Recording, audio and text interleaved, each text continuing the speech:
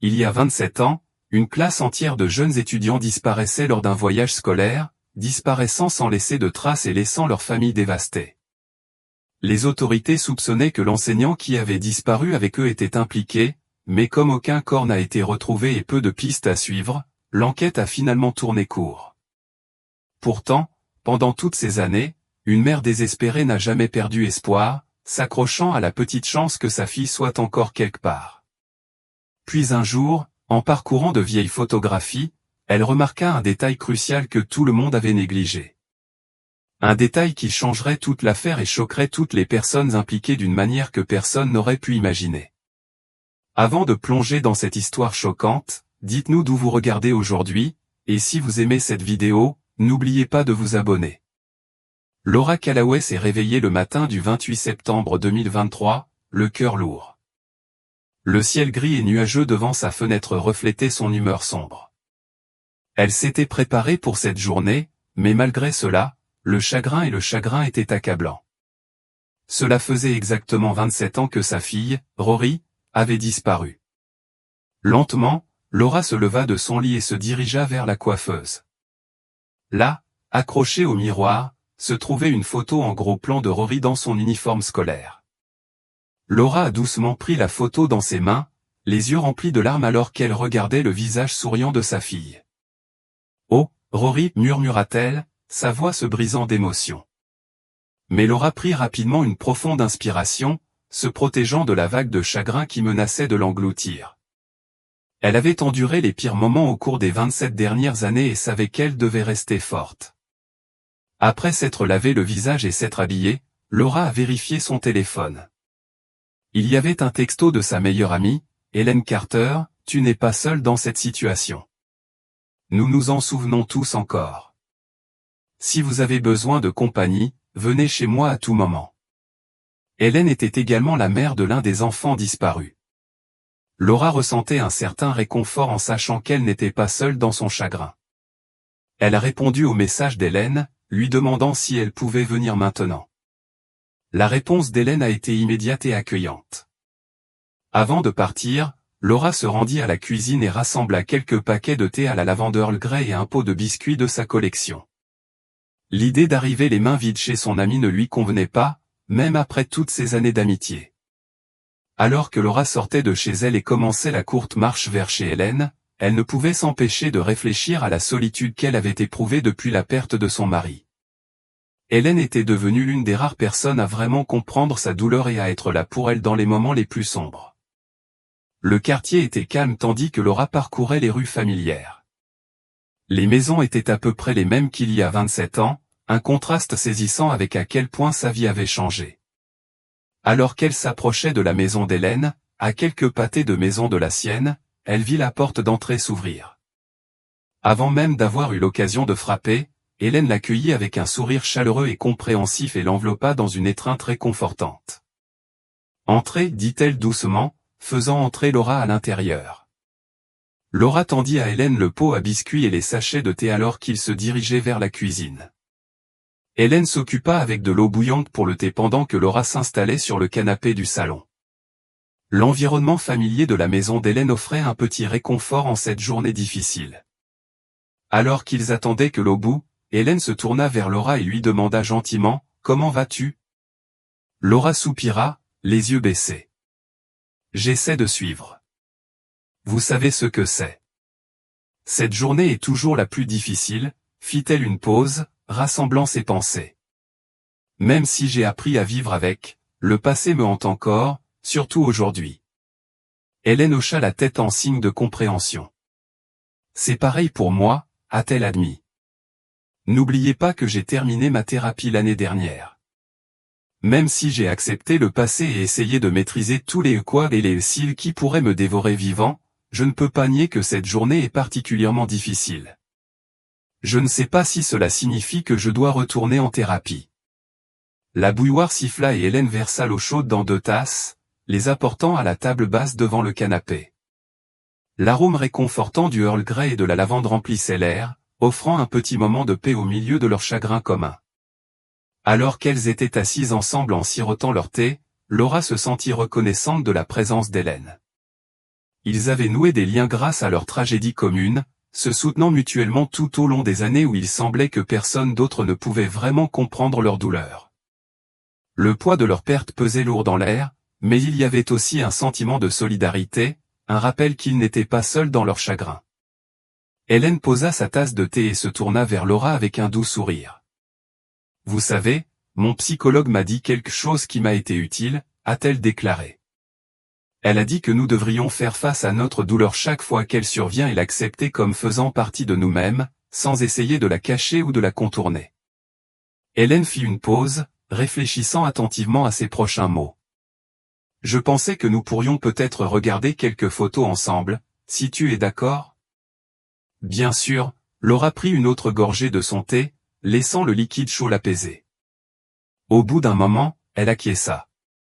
« Je pense que ça pourrait être bien, dit-elle doucement. » Hélène se leva et se dirigea vers le meuble TV, en sortant un album photo. Elle retourna vers le canapé et s'assit près de Laura, plaçant l'album entre elles alors qu'elle commençait à feuilleter les pages. Un flot de souvenirs les submergea. Les photos relataient des moments plus heureux, le premier jour d'école de leurs enfants, les fêtes d'anniversaire et les pique-niques en famille.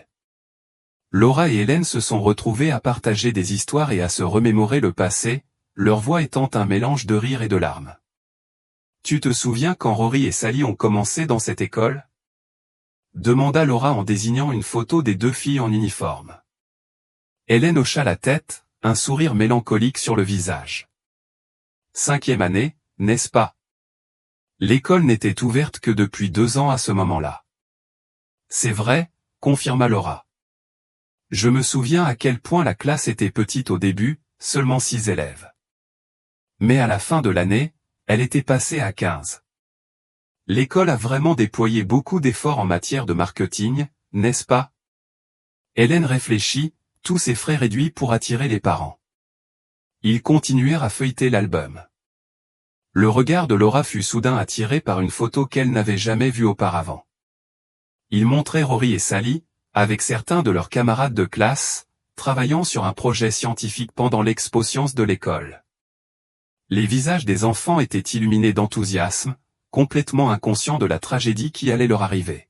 « Cette photo est magnifique, » dit Laura, sa voix à peine au-dessus d'un murmure.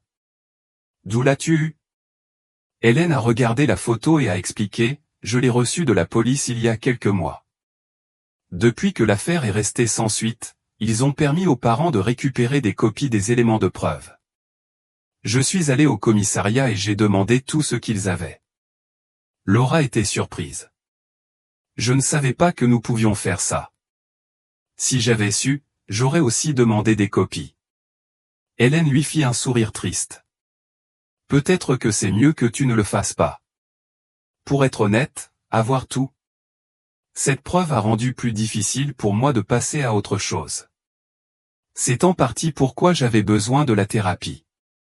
J'ai passé tellement de nuits blanches à parcourir ces dossiers, à la recherche de quelque chose, n'importe quoi, qui pourrait nous donner des réponses. » Alors qu'il continuait à parcourir les photos, Laura tomba sur une autre image inconnue. Il s'agissait d'une photo de classe prise devant un bus scolaire jaune, celui-là même qui avait emmené les enfants dans ce voyage fatidique. Laura étudia attentivement la photo, ses yeux scrutant chaque visage. Soudain, elle remarqua quelque chose qui fit battre son cœur. Elle a dit, sa voix remplie de confusion et d'un soupçon d'espoir, « Pourquoi la directrice Lillian Brox est-elle sur cette photo ? Je pensais que M. Grégory, l'enseignant, était allé seul avec les enfants et un seul membre du personnel de soutien ce jour-là. » Hélène se pencha pour regarder la photo de plus près. « Tu sais, je ne suis pas entièrement sûre, » dit-elle en fronçant les sourcils. « Je me souviens avoir entendu des rumeurs venant d'autres parents selon lesquelles le membre du personnel était en fait le directeur, mais je n'y ai jamais vraiment réfléchi. » Laura ne pouvait s'empêcher de penser que quelque chose n'allait pas. Toutes ces années, elle avait cru qu'il n'y avait que l'enseignant et un co-enseignant ou du personnel administratif lors de ce voyage. La présence de la directrice sur cette photo a soulevé des questions auxquelles elle n'avait jamais pensé auparavant. Alors que Laura ouvrait la bouche pour exprimer ses inquiétudes, Hélène posa doucement une main sur son bras. « Laura, dit-elle doucement, Je connais ce regard dans tes yeux. Nous avons déjà emprunté cette voie, pensant avoir trouvé quelque chose de crucial, des dizaines, voire des centaines de fois. Ce n'est pas bon pour nous de nous accrocher à de faux espoirs. Laura aurait voulu argumenter, insister sur le fait que ce détail pouvait être important, mais elle voyait l'inquiétude dans les yeux d'Hélène. Elle inspira profondément, essayant de calmer la montée des émotions en elle. « Tu as raison, dit-elle finalement, même si une partie d'elle-même s'accrochait encore au doute tenace. Ce n'est probablement rien. » Hélène lui fit un sourire sympathique et se tourna vers l'album photo. « Regardez, dit-elle en désignant le bus à l'arrière-plan. Cette photo a très probablement été prise avant la sortie dans l'enceinte de l'école. Cela expliquerait la présence du directeur. » Laura hocha la tête, même si elle n'était pas entièrement convaincue. Elle jeta un coup d'œil à l'horloge accrochée au mur et réalisa qu'il parlait depuis près d'une heure. « Hélène, je déteste faire ça, mais je devrais probablement y aller, dit-elle en se levant. Je veux visiter la tombe de Rory, lui apporter des fleurs et ranger un peu. Je le fais chaque année, tu sais. » Hélène hocha la tête en signe de compréhension. « Bien sûr. Voudriez-vous un peu de compagnie ? La tombe de Sally se trouve dans la même zone. » Laura a apprécié l'offre mais a vu l'hésitation dans les yeux d'Hélène. « C'est gentil de ta part, mais je sais que tu préfères partir avec Matthew plus tard. Tout ira bien. » Alors que Laura se préparait à partir, elle fit une pause et se tourna vers Hélène. « Est-ce que ça irait si je prenais cette photo avec moi ? Celle avec le bus scolaire ? » Hélène sembla réfléchir un moment avant d'acquiescer. « Bien sûr. Mais Laura, promets-moi que tu ne laisseras pas ça te consumer. Nous ne pouvons pas nous permettre de retourner dans ce terrier de lapins. » Laura a assuré à son amie qu'elle ferait attention, mais alors qu'elle quittait la maison d'Hélène et se dirigeait vers l'arrêt de bus, elle ne pouvait s'empêcher de penser qu'elle était tombée sur quelque chose d'important. L'image de la directrice Lillian Brox debout avec les enfants avant leur voyage malheureux lui brûlait l'esprit ou une pièce de puzzle qui ne correspondait pas tout à fait à l'histoire qu'on lui racontait au cours des 27 dernières années. Alors qu'elle attendait le bus qui l'emmènerait en ville pour acheter des fleurs chez son fleuriste local préféré, Laura se retrouva déchirée entre le désir de découvrir la vérité et la peur de rouvrir de vieilles blessures. Le ciel au-dessus d'elle devint plus sombre, une pluie menaçante, un peu comme la tempête d'émotions qui couvait en elle.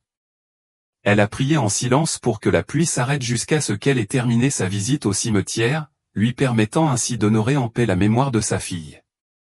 Laura était assise dans le bus, perdue dans ses pensées, alors qu'il traversait les rues familières en direction du centre-ville. Elle tenait la photo dans ses mains, incapable de détacher ses yeux de l'image de sa fille et de ses camarades de classe, figés dans le temps en ce jour fatidique. Plus elle étudiait la photo, plus des questions surgissaient dans son esprit. Les mots d'Hélène résonnaient dans sa tête, l'avertissant de ne pas s'accrocher à de faux espoirs, mais Laura ne pouvait pas se débarrasser du sentiment que quelque chose n'allait pas. Pourquoi certains parents avaient-ils cru que le directeur avait fait le voyage, alors que d'autres, comme elle-même, avaient été informés qu'il s'agissait uniquement de l'enseignant et d'un personnel de soutien? Elle était fière d'être une mère active et impliquée, assistant à toutes les réunions et rassemblements, même aux procès et audiences scolaires lorsque les parents des victimes demandaient justice au tribunal. Comment un détail aussi crucial avait-il pu lui échapper? Laura hésita un instant avant de sortir son téléphone. Elle avait sauvegardé le numéro personnel de l'officier il y a longtemps, mais elle n'était pas sûre s'il se souviendrait encore d'elle ou s'il le voudrait même. Cette pensée lui serra le ventre, mais elle était résolue à téléphoner quand même. Elle jeta un coup d'œil autour du bus presque vide. Les sièges usés étaient parsemés de légers graffitis et les faibles lumières fluorescentes clignotaient de temps en temps. Dehors, le quartier s'estompait. Prenant une inspiration, elle composa le numéro, pressant fermement le téléphone contre son oreille.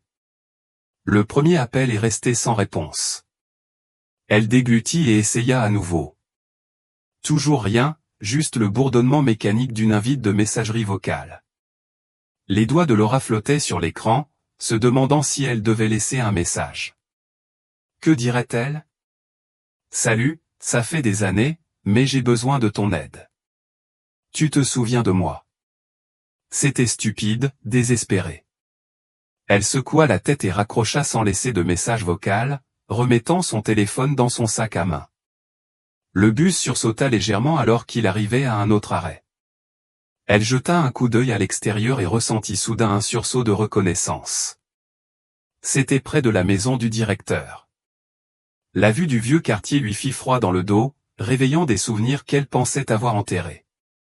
Sans y réfléchir pleinement, elle se leva juste au moment où les portes du bus étaient sur le point de se fermer. Elle a appuyé sur la sonnette et est sortie, s'excusant auprès du chauffeur en sortant. Debout sur le trottoir, Laura se sentit soudain idiote. Elle ne savait pas si le directeur était chez elle ou même si elle habitait toujours à la même adresse après toutes ces années. Elle se souvenait vaguement de la rue mais ne parvenait pas à se rappeler du numéro exact de la maison. En vérifiant les horaires du bus à l'arrêt, elle a vu que le prochain bus n'arriverait pas avant 20 minutes. Eh bien, marmonna-t-elle, je ferai aussi bien d'essayer pendant que je suis là. Laura commença à marcher dans la rue, ses yeux scrutant les maisons à la recherche de quelque chose de familier. Le quartier a changé au fil des années, certaines maisons étant rénovées et d'autres montrant des signes de vieillesse.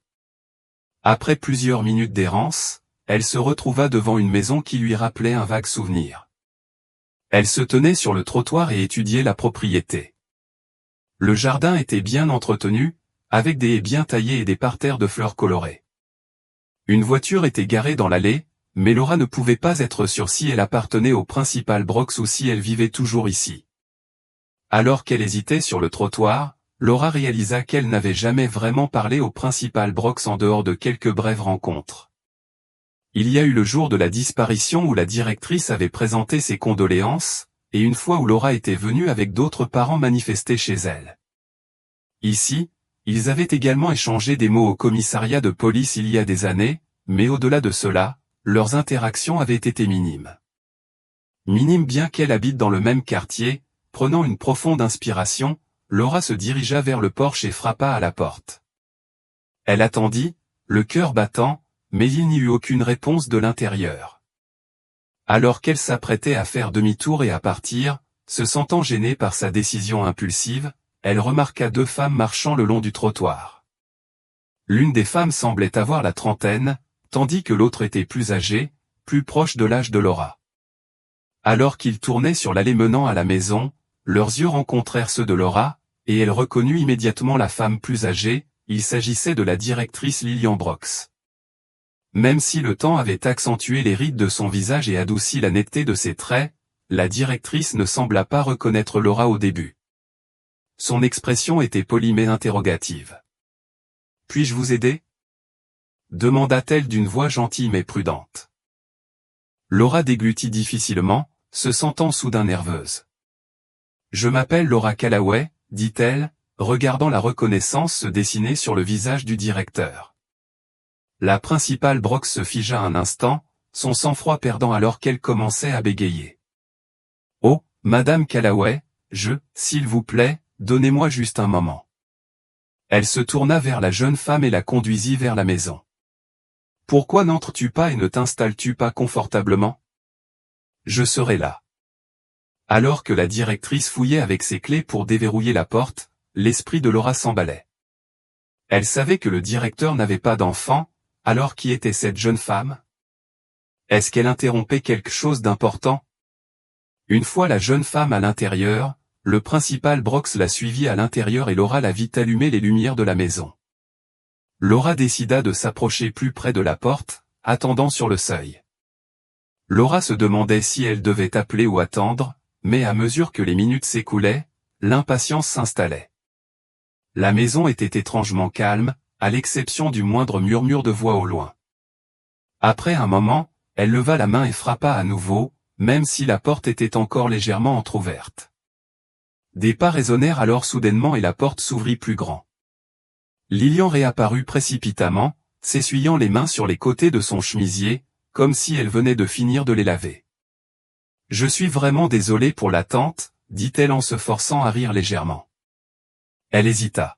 « Pardonnez-moi, mais votre nom, il me semble familier, mais je n'arrive pas à le situer. » Laura inspira profondément avant de répondre, « Je suis la mère de Rory Callaway, » dit-elle, observant de près la réaction de la femme.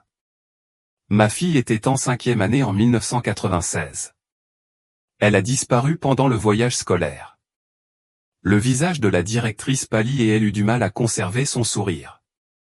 Laura ne pouvait s'empêcher de remarquer à quel point elle semblait nerveuse, ses yeux se balançant entre Laura et la femme à l'intérieur.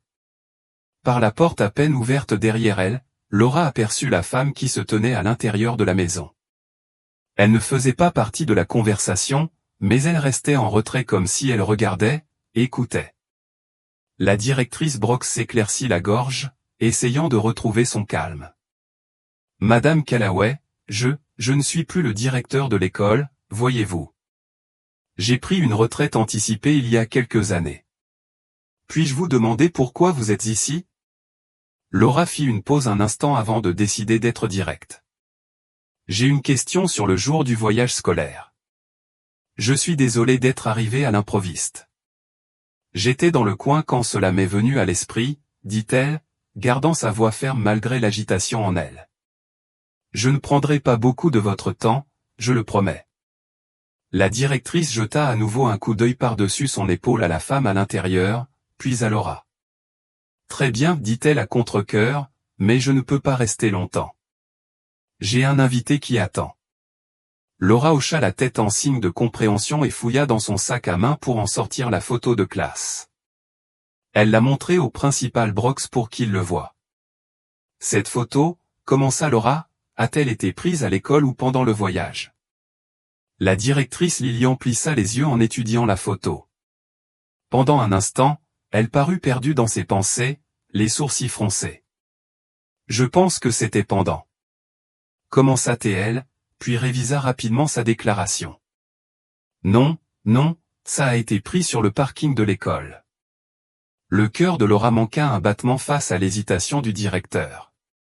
Elle a continué. « Étiez-vous en voyage ce jour-là » Les yeux de la directrice s'écarquillèrent légèrement et elle secoua la tête. « Non, je suis resté à l'école.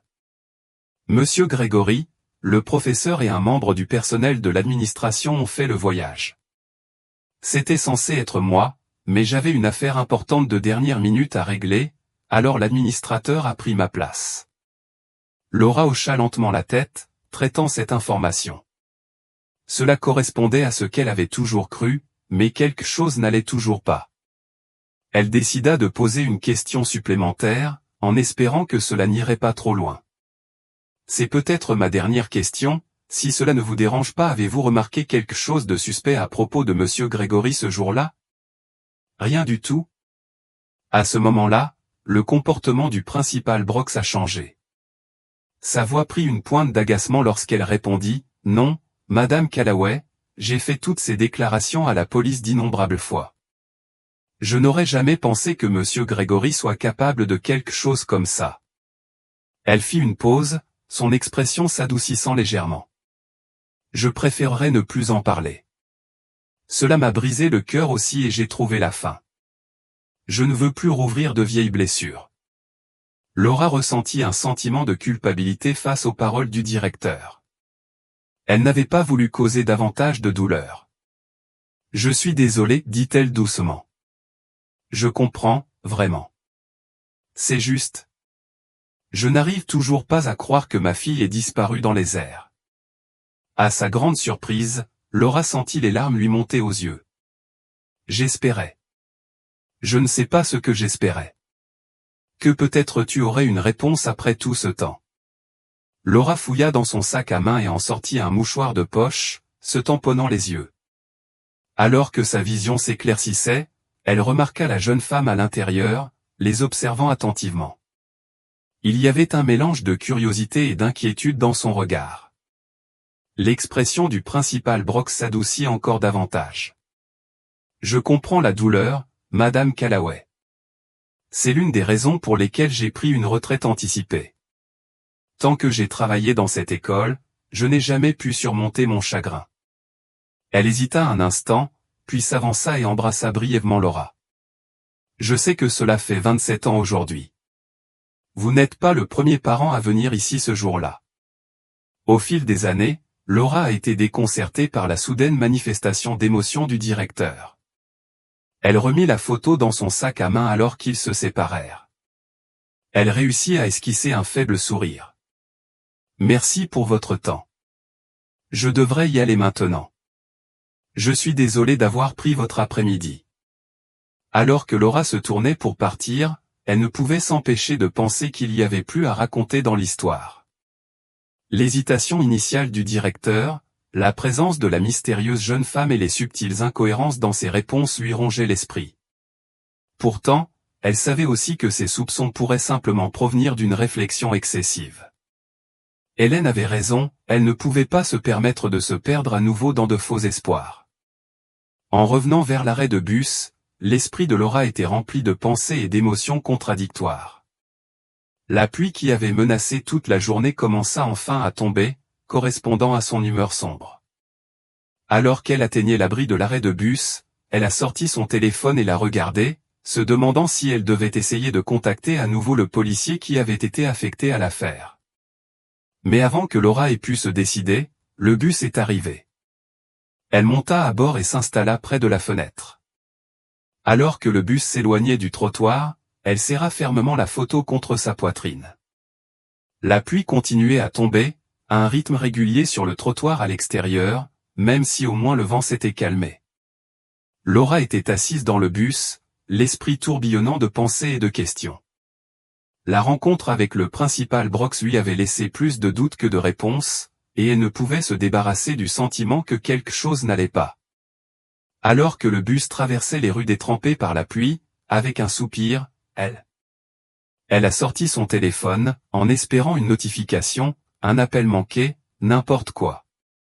Mais l'écran est resté vide. Aucune réponse du policier. L'arrêt de Laura est apparu et elle a débarqué, sortant sous une légère bruine. Le magasin de fleuriste se trouvait juste en bas de la rue, son étalage de fleurs colorées contrastant fortement avec la journée grise. Alors qu'elle approchait, Laura s'arrêta sous l'auvent d'un magasin voisin, espérant que la pluie cesserait. Là, dans l'attente, elle hésita, se demandant si elle devait rappeler. Est-ce que cela ferait une différence? Après sa conversation avec le directeur, elle doutait d'avoir quelque chose de nouveau. L'officier ferait probablement écho à ce qu'elle avait déjà entendu. Avec un léger soupir, elle remit le téléphone dans son sac. Peut-être qu'Hélène avait raison. Peut-être qu'elle ne faisait que rouvrir de vieilles blessures pour rien. Mais peu importe à quel point elle essayait de mettre cela de côté, l'image de la jeune femme dans la maison du principal Brooke et le comportement nerveux du principal la harcelaient. Quelque chose n'allait pas décidant qu'elle avait attendu assez longtemps, Laura prit une profonde inspiration et courut vers le fleuriste, tenant son sac au-dessus de sa tête comme un parapluie de fortune.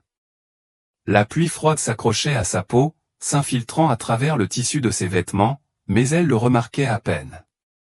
Il lui suffisait de traverser la rue, se mouiller un peu n'aurait pas d'importance. En arrivant au magasin, elle poussa la porte et le doux carillon de la cloche au-dessus annonça son arrivée. Le passage de la pluie froide à l'air chaud et parfumé à l'intérieur a été immédiat. Le parfum des fleurs fraîches l'enveloppait, un mélange apaisant de roses. « Madame Callaway » dit le fleuriste en la reconnaissant. « Je me demandais si nous te verrions aujourd'hui. » Laura réussit à lui faire un petit sourire en retour.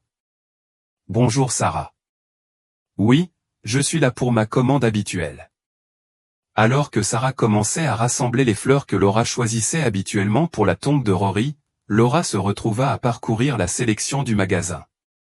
La variété semblait moins étendue que les années précédentes et elle ne pouvait s'empêcher de ressentir un pincement au cœur de déception. Remarquant l'expression de Laura, Sarah expliqua en s'excusant. « Je suis désolée, nous n'avons pas autant de variétés cette année. La météo a été imprévisible et cela a affecté nos fournisseurs. » Laura hocha la tête en signe de compréhension. « Tout va bien, Sarah. Je suis sûr que nous pouvons encore créer quelque chose de beau pour Rory. » Tandis que Sarah continuait à cueillir des fleurs, la cloche au-dessus de la porte sonna à nouveau.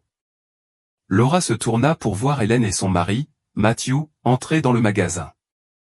Leurs yeux se rencontrèrent et pendant un instant, Laura vit la surprise puis l'inquiétude apparaître sur le visage d'Hélène. Laura, dit Hélène en s'approchant de son amie. Je pensais que tu serais allée chez le fleuriste plus tôt. Est-ce que tout va bien? Laura hésita, ne sachant pas trop quoi dire sur sa visite impromptue chez le principal Brooke. Je me suis un peu distraite, dit-elle finalement. Mais c'est bon de vous revoir tous les deux. Matthew serra chaleureusement la main de Laura. C'est bon de te voir aussi, Laura. Comment vas-tu? Avant que Laura ait pu répondre, Sarah revint avec une brassée de fleurs. Voilà, Madame Callaway. Voudriez-vous les arranger vous-même, comme d'habitude? Laura hocha la tête, reconnaissante pour la distraction. Oui, merci, Sarah. Je vais le faire. Alors que Laura commençait à arranger les fleurs, en sélectionnant soigneusement chaque tige et en la plaçant avec soin, Hélène et Matthew ont choisi leur propre bouquet pour la tombe de Sally.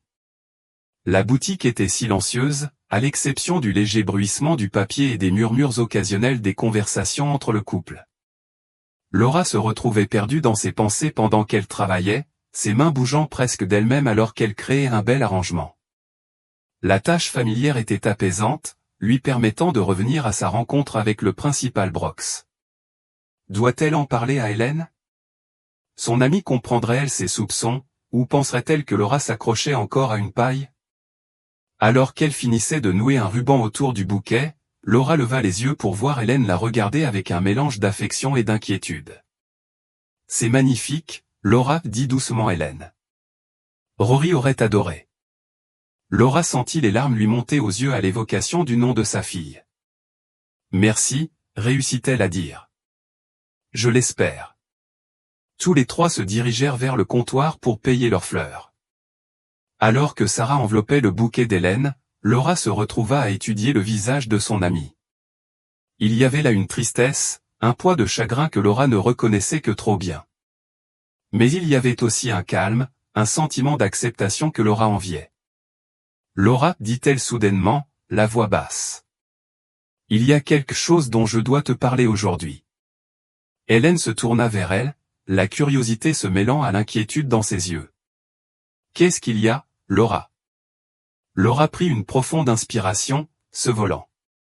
Après avoir quitté votre maison, je suis allé voir le principal Brooks. Les yeux d'Hélène s'écarquillèrent de surprise. Tu l'as fait? Quoi? Pourquoi? Avant que Laura puisse s'expliquer, Sarah leur tendit leurs bouquets emballés. Voilà, mesdames. J'espère que cela vous apportera un peu de réconfort aujourd'hui. Laura et Hélène la remercièrent et alors qu'elle se tournait pour quitter le magasin, Laura pouvait sentir le poids du regard interrogateur d'Hélène. Elle savait qu'elle devait une explication à son amie, mais elle ne savait pas comment exprimer ses soupçons sans avoir l'air de courir après des fantômes. Alors qu'ils sortaient sur le trottoir, la pluie s'était finalement arrêtée, laissant derrière elle une odeur fraîche et propre dans l'air. Matthew suggéra qu'ils aillent tous ensemble au cimetière, et Laura hocha la tête en signe d'accord. Alors qu'ils se dirigeaient vers la voiture de Matthew, Laura savait qu'elle devrait partager ce qu'elle avait appris, ou ce qu'elle pensait avoir appris, avec Hélène. Mais alors qu'elle tenait son bouquet de fleurs dans ses bras, une petite partie d'elle-même se demandait si elle était prête à faire face aux conséquences potentielles d'une nouvelle fouille du passé. Alors qu'il s'installait dans la voiture de Matthew, l'atmosphère était pleine de questions tacites. Hélène se tourna sur son siège pour faire face à Laura, son expression étant un mélange d'inquiétude et de curiosité.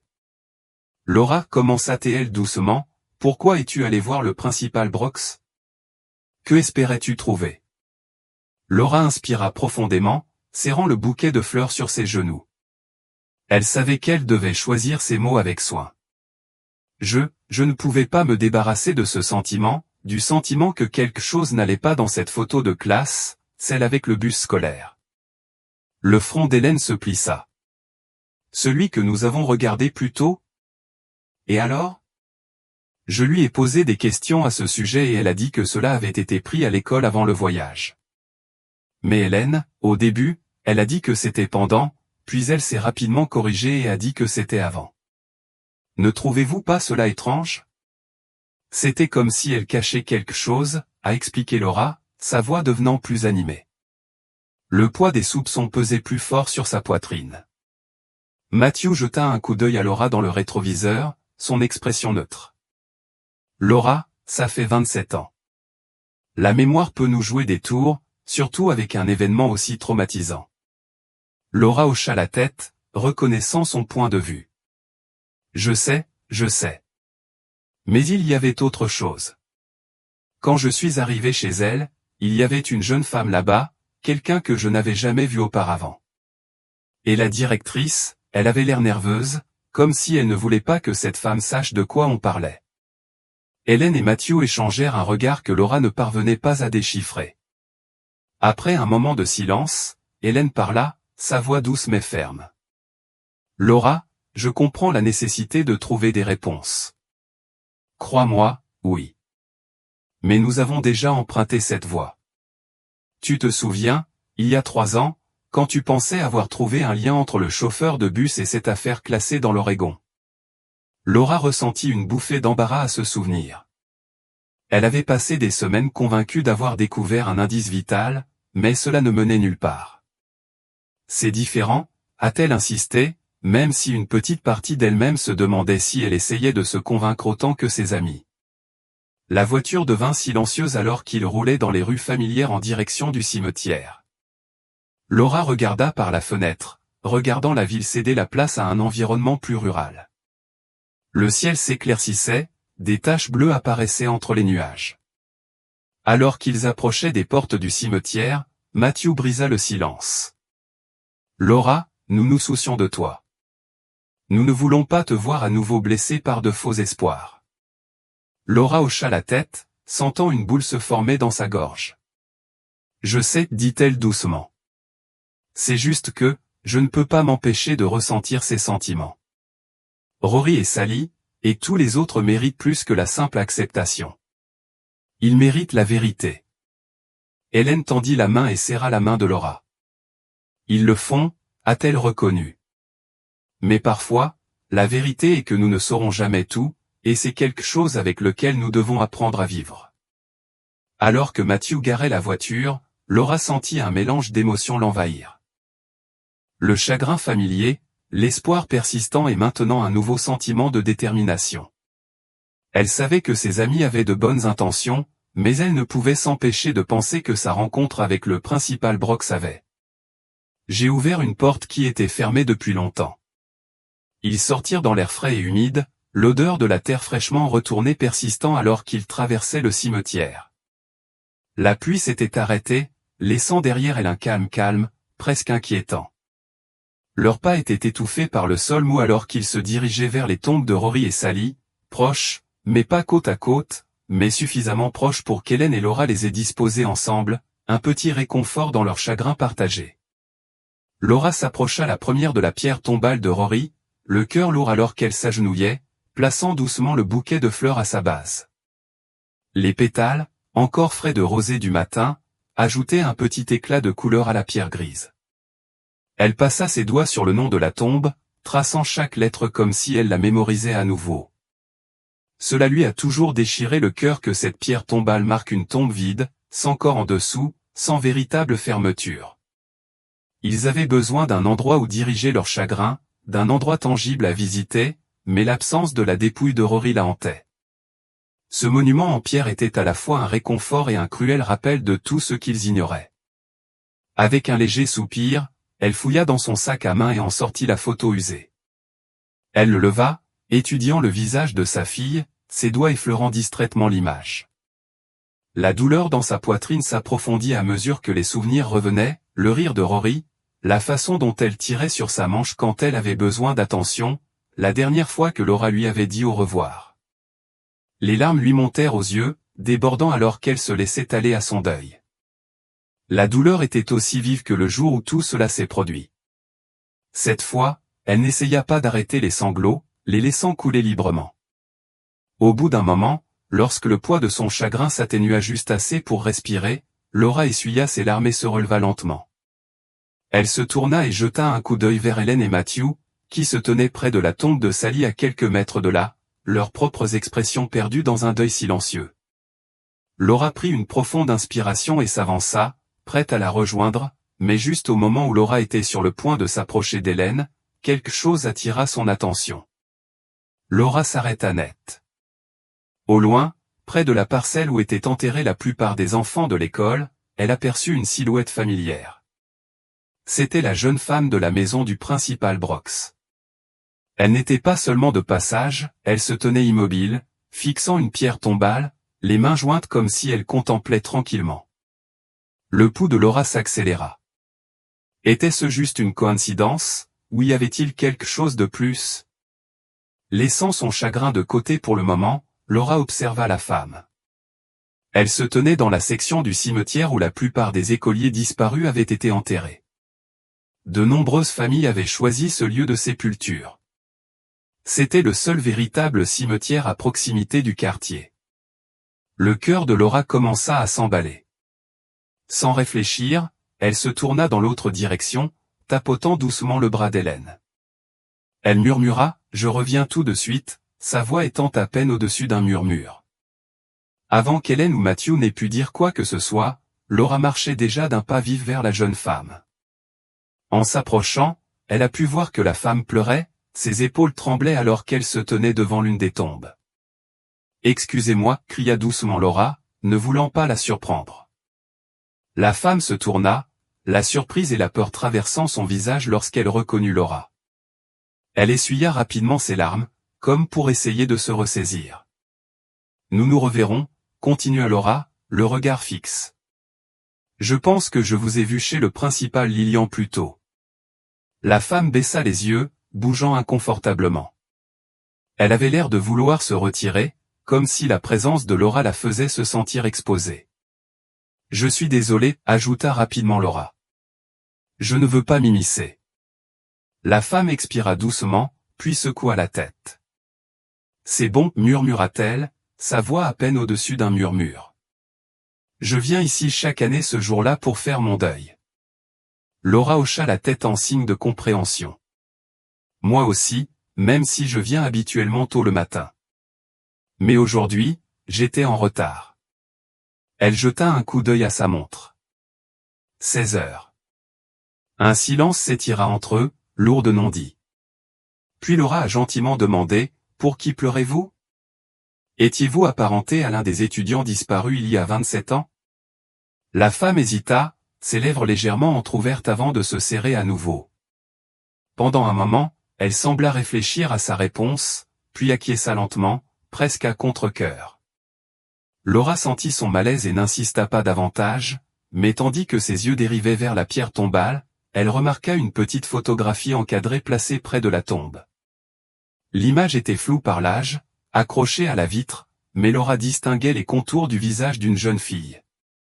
La femme suivit le regard de Laura et, comme si elle réalisait ce qu'elle regardait, se pencha rapidement et ramassa la photo, la serrant fermement contre sa poitrine.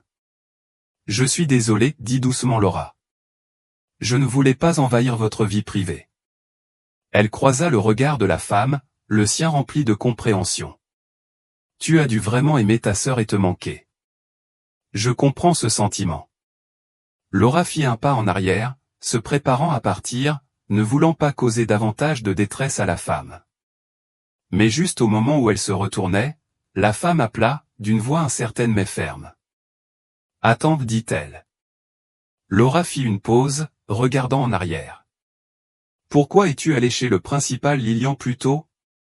La question inattendue a pris Laura au dépourvu. Elle se tourna complètement vers la femme, étudiant son expression. Il y avait quelque chose de plus que de la curiosité dans ses yeux, quelque chose de plus profond, quelque chose de prudent. « Je posais juste des questions sur le jour du voyage scolaire », a admis Laura. « Je voulais savoir si elle était là quand les étudiants sont partis ou si elle les accompagnait. » Fouillant dans son sac à main, Laura en sortit la photo maintenant légèrement froissée qu'Hélène lui avait montrée. Elle l'étendit vers la femme. « Mon amie Hélène, là-bas », Laura fit signe à Hélène et Matthew, qui se tenaient toujours près de la tombe de Sally. Elle m'a montré cette photo plus tôt. Je ne l'avais jamais vue auparavant et cela m'a dérouté. Je ne me souvenais pas que la principale Lillian était là ce jour-là. La femme regarda la photo, sa prise se resserrant sur sa propre photo encadrée. Laura soupira en secouant légèrement la tête. La directrice Lilian a confirmé que cette photo avait été prise dans le parking de l'école avant le voyage, mais elle s'interrompit, ne sachant pas comment mettre fin à sa pensée. La femme regarda la photo, son expression changeant alors qu'elle observait les visages des enfants. Un rire s'échappa de ses lèvres, léger mais empreint de tristesse. Mais ensuite, alors que son regard s'attardait sur un visage en particulier, des larmes coulèrent sur ses joues. Les mots sont sortis dans un murmure feutré, teinté d'affection et de chagrin. Rory était vraiment un connard. Son ton n'était pas celui de la haine, au contraire, il contenait une chaleur douce amère qui tirait sur le cœur de Laura. Les oreilles de Laura se dressèrent à ce nom. « Tu connaissais Rory ?» demanda-t-elle, incapable de cacher l'urgence dans sa voix. La femme parut surprise, comme si elle ne s'attendait pas à ce que quelqu'un comprenne ses paroles. Elle rendit la photo de classe à Laura, les mains légèrement tremblantes. « Je suis la mère de Rory, » dit Laura, sa voix ferme malgré le tourbillon d'émotion en elle. « Est-ce que tu sais quelque chose à propos de Rory ?» La femme se figea, sa posture soudainement défensive, comme si Laura l'avait coincée. La confusion envahit Laura lorsqu'elle remarqua que les yeux de la femme se tournèrent vers la photo encadrée qu'elle tenait toujours contre sa poitrine. La ressemblance entre la femme et la fille dans le cadre était frappante et cela fit frissonner Laura. « Qui es-tu » demanda lentement Laura, d'un ton mesuré. « Es-tu cette fille ?» Elle montra la photo, le cœur battant. La réponse de la femme fut immédiate et véhémente. « Non » cria-t-elle, mais la peur dans sa voix suggérait le contraire, comme si elle essayait de masquer une vérité plus profonde. « C'est bon, » dit doucement Laura en se rapprochant. « Vous n'avez pas besoin d'avoir peur. Faites-vous partie des survivants ?» La femme secoua rapidement la tête, la panique brillait dans ses yeux. Mais la rapidité de son déni n'a fait que renforcer les soupçons de Laura. C'était comme un autre mensonge. « Je pense que tu te trompes. » « Ce n'est pas moi, » insista la femme, mais Laura pouvait voir le conflit dans son regard. « Non, » répondit Laura, sa voix ferme mais compatissante. « Tu le sais. C'est 100% toi. » Les épaules de la femme s'affaissèrent et elle parut vaincue.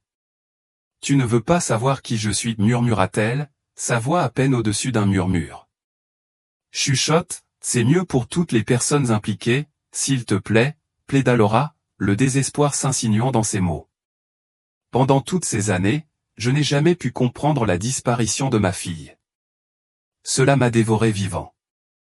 Je viens ici chaque année pour lui rendre hommage, et après quelques mois, la douleur dans mon cœur s'atténue. Mais ensuite ce jour arrive, et c'est comme le cycle du diable, un tourment sans fin sur mon âme. » Les larmes lui montèrent aux yeux alors qu'elle s'approchait, son cœur luttant pour des réponses. « Si vous savez quelque chose, dites-le-moi s'il vous plaît. » Les yeux de la femme brillèrent d'émotion et Laura poursuivit, sa voix devenant plus ferme. « Pourquoi étais-tu chez la principale Lilian plus tôt ? Tu ne peux pas être sa fille. Je sais que Lilian n'a pas de fille. » La question restait en suspens, lourde d'implications tacites. Le souffle de la femme se bloqua dans sa gorge, et pendant un instant, ce fut comme si le monde s'était arrêté. Tous deux étaient pris dans un réseau de secrets et de vérités indescriptibles. Après une lourde pause, la femme finit par céder, sa voix étant à peine au-dessus d'un murmure. « Vous avez raison. Je fais partie des étudiants disparus.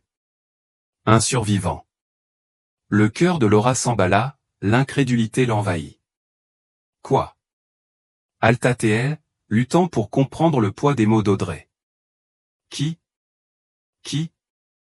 Lorsque la femme a confirmé, « Je m'appelle Audrey Whitman », la reconnaissance a envahi Laura. Le nom d'Audrey était gravé sur la pierre tombale qu'elle avait vue lors d'innombrables visites, un rappel obsédant de la tragédie. « Tu étais dans la classe de ma fille, » murmura Laura, essayant de contrôler sa réaction. « Est-ce que ta famille savait que tu étais en vie ?» Audrey secoua la tête, son expression lourde de douleur. « Non. C'est pour ça que je viens à la tombe plus tard dans la journée. Mes parents viennent toujours le matin. » Laura hocha la tête, se rappelant les fois où elle avait vu les parents d'Audrey au cimetière, toujours à la même heure, le visage gravé de chagrin. « Pourquoi n'es-tu pas rentré à la maison ?» demanda-t-elle doucement, ne voulant pas indiscret mais incapable de contenir sa curiosité. « Je suis trop brisée, » répondit Audrey, la voix tremblante. C'est une longue histoire. Le cœur de Laura souffrait de la jeune femme devant elle, accablée par un passé auquel elle ne pouvait échapper. « Vous n'êtes pas obligé de tout partager avec moi, dit-elle doucement, mais s'il vous plaît, je vous en supplie, rendez-vous à la police. Donnez-leur votre témoignage et vos preuves. » Audrey secoua la tête avec véhémence. « Non, non, non. Le directeur a dit que je ne ferais que blesser tout le monde. Des dizaines de familles. » Le choc parcourut Laura à la mention de la principale Lilian. « Lilian Brock savait que tu étais en vie pendant tout ce temps et t'a découragé ?» Laura avait du mal à y croire. Pourquoi ferait-elle ça? Je lui ai fait confiance. Avoua Audrey, la voix brisée. Elle était la seule à comprendre ma douleur. Laura ressentit une montée d'émotion. Audrey, la douleur, c'est vivre dans l'inconnu, et nous souffrons tous déjà. Cela ne pourrait pas être pire que ça, a-t-elle ajouté. Mais votre témoignage pourrait nous aider. Vous nous sauveriez tous, en nous permettant de tourner la page en révélant la vérité. Audrey leva les yeux, cherchant la sincérité de Laura. Vraiment? Laura hocha la tête avec ferveur, son cœur souffrant pour les enfants perdus des deux femmes. Oui, vous aideriez les familles des victimes. S'il vous plaît, Audrey. Après un silence prolongé, l'impact des paroles de Laura commença à se faire sentir. Les mains tremblantes, Audrey prit une profonde inspiration et attrapa son téléphone. Je pense que tu as raison. J'ai lutté avec cette décision pendant longtemps, mais Lilian m'a toujours découragé et je pensais qu'elle avait ses raisons. Mais en te voyant ici maintenant, j'appellerai la police, dit-elle, sa voix gagnant en force. Alors qu'ils attendaient l'arrivée de l'officier, l'esprit de Laura s'emballait, le désespoir lui serrant la gorge. Audrey, s'il te plaît, sais-tu où est ma fille Rory? L'expression d'Audrey devint triste. Elle hocha lentement la tête, le regard lourd d'une tristesse inexprimée. Que veux-tu dire? Insista Laura, son cœur battant dans sa poitrine. Où est-elle? À ce moment-là, Hélène et Matthew s'approchèrent, leurs yeux scrutant la zone à la recherche de Laura. La tension s'est accrue à mesure que la peur d'Audrey s'intensifiait, la prise de conscience que la famille d'une autre victime était sur le point de la terrifier. Laura, que se passe-t-il? Demanda Hélène en regardant tour à tour son ami et l'étranger. Qui est-ce? Laura prit une profonde inspiration, essayant de calmer ses pensées qui s'emballaient. Hélène, Matthew, voici Audrey Whitman. Elle était dans le bus ce jour-là. Elle est en vie. Au moment où Audrey ouvrait la bouche pour répondre, le hurlement lointain des sirènes de police transperça l'air. Le son sembla figer l'instant, et Audrey tressaillit instinctivement, son instinct la poussant à fuir. Mais la voix de Laura brisa le chaos. Audrey, si tu aimes Rory et Sally, tu leur dois de dire la vérité, appela-t-elle d'un ton ferme mais compatissant. Audrey fit une pause, ses pieds bien en place alors qu'elle se tournait pour faire face à Laura, Hélène et Matthew. Elle vit la confusion gravée sur leur visage et le désespoir dans les yeux de Laura, qui lui semblait comme une bouée de sauvetage au milieu de sa tourmente. D'accord, dit finalement Audrey, sa voix tremblante mais résolue. Je parlerai, mais à la gare. À ce moment-là, 2 policiers sont arrivés, leur présence ajoutant un air d'urgence à la scène. Ils se sont approchés d'Audrey, confirmant si c'était elle qui avait appelé. Quel est ton nom? A demandé l'un des officiers. Audrey Callaway. Je suis l'une des survivantes des enfants disparus d'il y a 27 ans, a-t-elle déclaré, sa voix devenant plus ferme alors qu'elle prononçait les mots qui étaient restés enfermés en elle pendant si longtemps. Les policiers ont échangé des regards avant que l'un d'eux n'envoie un message radio à la station, demandant une vérification du système concernant son nom. En attendant confirmation, les policiers se sont tournés vers le petit groupe rassemblé dans le cimetière.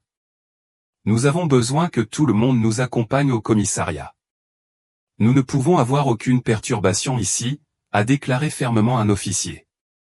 Audrey hocha la tête, le visage pâle mais déterminé, et elle suivit les policiers jusqu'à leur voiture de patrouille. Laura marchait aux côtés d'Hélène et Matthew alors qu'ils se dirigeaient vers leur propre voiture, l'adrénaline coulant dans ses veines. Une fois à l'intérieur, Laura ne put se retenir. « Vous ne croirez pas ce qui vient de se passer », commença-t-elle, la voix tremblante d'incrédulité. Elle a tout raconté à Hélène et Matthew, la révélation sur Audrey, la connaissance que le directeur avait d'une survivante et comment tout cela ressemblait à un sinistre puzzle avec des pièces manquantes. Matthew fronça les sourcils, fronçant les sourcils. Tout cela est tellement étrange. Pourquoi le directeur nous cacherait-il quelque chose comme ça? Je ne sais pas, a admis Laura. Mais j'ai l'impression qu'il y a quelque chose de plus profond en jeu. Quelle que soit la vérité qu'Audrey détient, elle doit être suffisamment importante pour qu'elle puisse mettre Lilian en danger. En arrivant au commissariat, le trio est entré. L'atmosphère était tendue et incertaine. Laura a repéré l'agent Jensen, le même officier qu'elle avait tenté de joindre auparavant. Il leva les yeux de ses papiers et s'approcha immédiatement d'eux. « Je suis désolé de ne pas avoir pu répondre à votre appel plus tôt. J'étais occupé par un cas urgent, expliqua-t-il d'une voix désolée. Laura ressentait un mélange de frustration et d'urgence. « Officier, vous devez prendre cela au sérieux. » Audrey a avoué qu'elle était une survivante. Elle est enfin prête à parler, a-t-elle insisté, le cœur battant. Si c'est vrai, nous rouvrirons l'affaire, a répondu l'agent Jensen, son attitude devenant concentrée. Il fit signe à Audrey de le suivre dans une salle d'entretien, laissant Laura, Hélène et Matthew attendre anxieusement dans la salle d'attente stérile. Alors que la porte se refermait derrière Audrey, Laura ressentit un élan d'espoir mêlé de peur. Elle ne pouvait que prier pour qu'Audrey trouve le courage de dire la vérité, que ce moment apporte enfin des réponses, et peut-être un peu de clôture, à toutes les familles touchées par la tragédie. Peu de temps après, Audrey a été conduite dans la salle d'interrogatoire. Laura, Hélène et Matthew ont commencé à remarquer du mouvement dans tout le poste de police. Les officiers s'affairaient, leur voix s'élevant avec urgence à mesure qu'ils recevaient des ordres. L'air était rempli d'impatience lorsqu'ils entendirent des ordres criés. Une unité a été envoyée au domicile du principal Lilian avec un avis d'arrestation. L'espoir vacilla dans la poitrine de Laura et elle échangea des regards avec Hélène et Matthew. C'était ça. Audrey a dû partager tout ce qu'elle savait avec les policiers.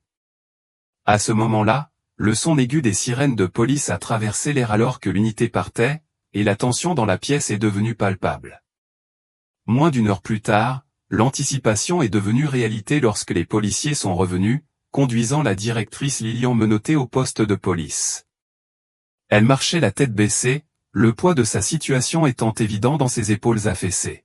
« Je suis désolé, marmonna-t-elle en croisant les yeux de Laura, Hélène et Matthew, sa voix à peine au-dessus d'un murmure. Mais les policiers l'ont poussée vers l'avant avec une autorité inébranlable, la guidant vers la zone de réservation. Les heures passèrent alors que Laura, Hélène et Matthew étaient assis dans un silence anxieux, chacun perdu dans ses pensées sur ce qui venait de se passer. Puis, ils ont vu un policier entrer dans la pièce où Audrey était interrogée. Laura se pencha plus près, s'efforçant de capter des extraits de la conversation étouffée. Elle a entendu l'officier mentionner que la déclaration de Lilian Brox était prête et qu'elle avait avoué toute la vérité. Peu de temps après, l'officier a émergé de la pièce et a fait signe à Laura, Hélène et Matthew de le rejoindre. Leurs cœurs s'emballèrent alors qu'ils le suivirent dans la salle d'interrogatoire, où Audrey était assise, son expression étant un mélange de soulagement et d'appréhension. À l'intérieur, l'atmosphère était chargée d'urgence. L'officier n'a pas perdu de temps pour exposer les détails de l'affaire. La directrice Brox a avoué lors de son interrogatoire, commença-t-il d'une voix ferme mais sombre. C'est elle qui a organisé tout le voyage de classe. Elle a accusé l'enseignant, Monsieur Gregory, de prendre la responsabilité de ce qui s'était passé. Elle était soumise à une pression immense. Elle avait des dettes qu'elle ne pouvait pas payer, et les usuriers se sont révélés dangereux. Ils ont menacé sa famille. L'officier a continué, la gorge nouée. Le voyage prévu pour Big Bend Park a été saboté. Il semble que le principal Brox ait conspiré avec les ravisseurs, ce qui a entraîné la mort du conducteur. Le corps n'a pas pu être retrouvé, comme vous le savez déjà grâce à notre enquête initiale. Ensuite, ils ont enlevé l'enseignant et les enfants, les transportant dans une zone frontalière du Mexique, où tous les enfants ont été victimes de trafic et introduits clandestinement dans un autre pays. Ils ont été forcés de se livrer au trafic d'organes. Le cœur de Laura se serra alors que l'officier hésitait, un air sombre traversant son visage. C'est peut-être difficile à entendre, mais je dois vous dire toute la vérité. Les étudiantes ont été la cible de diverses formes d'exploitation par des gangsters mexicains. Au Mexique, les étudiants de sexe masculin. Il fit une pause, déglutissant difficilement. Ils ont été vendus à l'étranger pour le travail des enfants. Le poids de ses paroles flottait dans l'air, lourd et suffocant. Laura sentit son estomac se nouer alors que l'horrible réalité de la situation lui pénétrait. Elle jeta un coup d'œil à Hélène et Matthew, qui semblaient tout aussi stupéfaits, leur visage pâle alors qu'ils traitaient les terribles révélations. Audrey était assise dans la pièce, les yeux baissés. Soudain, elle a parlé à Laura et Hélène. « J'étais la seule à m'en sortir vivante », murmura-t-elle, la voix tremblante sous le poids des souvenirs. « Il y a 12 ans, j'ai réussi à échapper à l'homme qui m'avait acheté et forcé à l'exploitation. Même après m'être enfui, j'étais trop traumatisé et mentalement détruit pour affronter mes parents. » Son regard se tourna vers Laura et Matthew, un mélange de honte et de douleur gravé sur son visage. C'est à ce moment-là que j'ai rencontré le principal Brox. Elle m'a aidé à construire une nouvelle vie, à payer mon appartement et à couvrir mes frais de subsistance. Mais en retour, je ne pouvais dire la vérité à personne. Elle a dit que cela ne ferait qu'ajouter à la détresse des familles des victimes. Le cœur de Laura s'emballa alors qu'elle traitait les mots d'Audrey. Elle ne pouvait pas comprendre la manipulation émotionnelle qui avait gardé Audrey silencieuse pendant si longtemps. Et les autres enfants? Est-ce que quelqu'un d'autre a survécu? Marjorie, demanda-t-elle, le désespoir s'insinuant dans son ton. Audrey secoua lentement la tête, sa voix à peine au-dessus d'un murmure. Honnêtement, je ne sais pas pour les autres. Nous étions pour la plupart séparés. Mais je me souviens que Rory et Sally n'ont pas survécu. Rory, elle est décédée le jour de l'enlèvement d'une overdose qu'ils lui ont donnée. Sally était la suivante. Ils n'ont pas non plus trouvé le bon dosage pour elle. À ces mots, Laura et Hélène fondirent en larmes, leur chagrin s'écrasant sur elle comme un raz-de-marée. Audrey ressentit un sentiment de culpabilité, son cœur souffrant de la douleur qu'elle avait involontairement provoquée. « Je suis vraiment désolée, » murmura-t-elle, la voix brisée. « C'est ce que je craignais le plus. » Le principal Brox avait raison. Mais Laura, essuyant ses larmes, secoua fermement la tête. « Tu as fait la bonne chose, Audrey. C'est douloureux, oui, mais nous avons enfin fini. Nous pouvons commencer à guérir maintenant. » La police, après avoir écouté attentivement, a pris la parole. « Avec ces nouvelles preuves, nous pouvons rouvrir le dossier. Grâce à vous, Audrey, nous pourrons peut-être localiser certains des autres étudiants. » Laura sentit son cœur s'emballer. « Que se passe-t-il maintenant ?» demanda-t-elle, sa voix à peine au-dessus d'un murmure. « Nous rouvrons immédiatement le dossier, » a répondu l'officier. « Nous sommes en train de porter plainte contre Lillian Brox et avons déjà contacté les autorités mexicaines pour obtenir ces nouvelles informations. Audrey, nous reconnaissons l'immense traumatisme que vous avez enduré et nous ne vous tiendrons pas responsable de la dissimulation d'informations. Cependant, nous vous offrons la protection des témoins, car elle est essentielle maintenant que l'enquête sur le réseau de trafic commence. Nous prévoyons qu'ils tenteront à nouveau de vous localiser. » L'officier fit une pause, son expression s'adoucissant alors qu'il regardait Laura, Hélène et Matthew.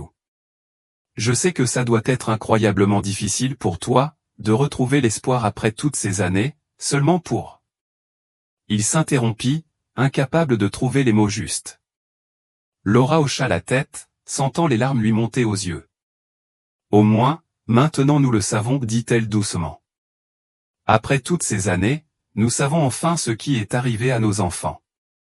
Les familles des autres victimes méritent également d'être informées. La police a assuré à tous qu'elle contacterait les familles des autres victimes maintenant que le dossier était en cours de réouverture. Alors qu'il se préparait à quitter le poste, Audrey sortit de la salle d'interrogatoire. Elle avait l'air épuisée, son visage pâle et tiré, mais il y avait en elle une légèreté qui n'existait pas auparavant, comme si un grand poids avait été enlevé de ses épaules. « Merci, dit-elle à Laura, sa voix pleine d'émotion. Pour m'avoir cru, pour m'avoir aidé à trouver le courage de me manifester. » Laura l'enlaça, ressentant un lien avec cette jeune femme qui avait survécu à des horreurs inimaginables. « Merci d'avoir dit la vérité, murmura-t-elle. Vous nous avez donné à tous une chance de conclure. » Alors que Laura, Hélène et Mathieu sortaient du poste de police dans la lumière déclinante du jour, Laura ressentit un étrange mélange d'émotions. Il y avait du chagrin, bien sûr, une nouvelle vague de chagrin pour la fille qu'elle avait perdue, mais il y avait aussi un sentiment de paix, d'un chapitre enfin clos après avoir été laissé ouvert trop longtemps. Elle regarda Hélène et Mathieu, voyant les mêmes émotions complexes se refléter dans leurs yeux. Ils vivaient dans l'incertitude depuis 27 ans et, même si la vérité était douloureuse, elle était aussi, à sa manière, un soulagement. « Et maintenant ?» demanda doucement Hélène alors qu'ils se tenaient sur le parking, le poids des événements de la journée pesant sur eux. Laura inspira profondément, levant les yeux vers le ciel où les premières étoiles commençaient à apparaître. « Maintenant, dit-elle d'une voix ferme, nous honorons la mémoire de nos enfants en veillant à ce que justice soit rendue, et nous aidons Audrey à construire une nouvelle vie. La vie qui lui a été refusée pendant si longtemps. » Alors qu'ils rentraient chez eux, Laura sentit un changement en elle-même. Le chagrin était toujours là, un compagnon constant après toutes ces années, mais à côté il y avait maintenant un sens du but, une détermination à aller jusqu'au bout. Pour Rory, pour Sally, pour tous les enfants perdus ce jour-là et pour Audrey, qui avait survécu contre toute attente. Laura a juré silencieusement de continuer à se battre jusqu'à ce que toute la vérité soit connue et que les responsables soient tenus pour responsables. Le chemin à parcourir serait long et sans aucun doute douloureux, mais pour la première fois en 27 ans, Laura avait le sentiment d'être enfin sur le chemin des réponses, et peut-être éventuellement d'une sorte de paix qu'elle croyait à jamais hors de portée.